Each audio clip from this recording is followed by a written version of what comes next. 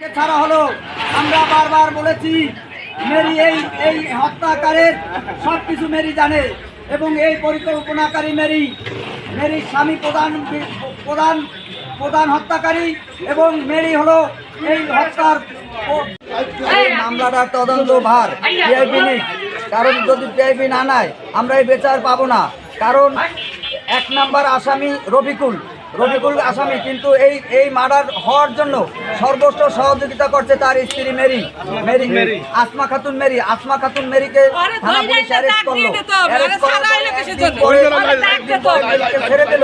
কিন্তু আমাদের এলাকার সবার দাবি এই হত্যাকাণ্ডের সর্বোচ্চ সহযোগিতা মেরি করেছে। যে এই মামলার বাদী সেও তার নামে মামলা দিল, কিন্তু থানা পুলিশ তাকে মামলা না দিয়ে তাকে সাক্ষী করলো। কেন থানা পুলিশ তাকে সাক্ষী করলো? এলাকায় এত লোক সাক্ষী হয়েছে।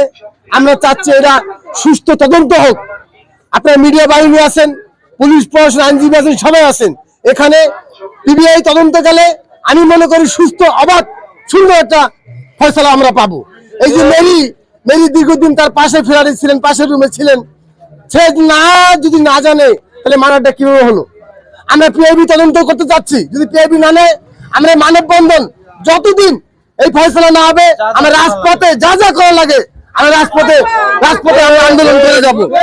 যদি না হয় আমাদের এলাকার ব্যক্তি, নিম্ন শ্রেণীর মানুষ যারা আছেন সবাইকে নিয়ে আমরা আজকে রাজপথে নামবো। এই যে ছেলের বাবা দীর্ঘদিন তার নানি ছেলেটাকে বাচ্চার মতো পালন করছেন, আমাদের এলাকায় রাজ্যগানের কাজ করছেন, তারা আমাদের ফ্যামিলির মতো একজন ছিলেন। আজকেরা এই মেরি ছিল আর এক পাশে, সেখান থেকে 1 মাসের জন্য ভাড়া নিয়ে আইসা এই একটা অর্থ শৃঙ্খলা এলাকা বিক্রি করে দিয়ে গেল। আইন শৃঙ্খলা বাহিনী আসছিল, মিডিয়া আসছিল, সবে আসছিল, যেহেতু মেরিনে ধরে নিয়ে গেল, তারপরে মেরিনে পরিবর্তিত ফায়দা হইল। এখানে আমাদের সাধারণ জনগণ হিসেবে, এলাকা ব্যক্তি হিসেবে আমরা এতটুকু দাবি করতে পারি যে সুষ্ঠু অবাধ বিচার হোক। আর সিবিআই, আমাকে সিবিআই কে একটি অনুরোধ জানাই যে সিবিআই তদন্ত করে বিচারের সত্য যেটা ওইটাই বাইর করে নিক। আর প্রশাসন যে মেরিকে ভাবে ছেড়ে দিছে আসলে এটা ঠিক করেনি, তাকে জিজ্ঞাসা প্রশ্ন করে সেটা তারা তদন্ত করে ব্যবস্থা করুন এবং এই ট্রিপল মার্ডারের শাস্তি আপনারা দেন। তারা স্বামী স্ত্রী দুজন উভয় একসাথে ছিল, তাহলে মেরিকে এখানে কেন ছাড়া হলো? কেন তারা এই করলো? হ্যাঁ,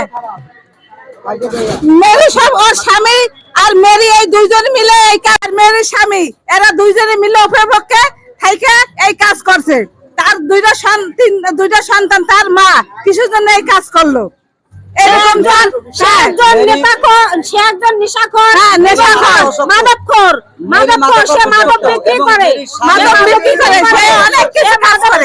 তার বাচ্চা দুটো এবং তার মাকে মেরেছে। মদ খেয়ে তারপরে বিচার চাই, সুষ্ঠু বিচার চাই, নাহলে আমরা জিয়াডির কাছে আবেদন নিয়ে জিয়াডির কাছে আমরা পৌঁছে যাব।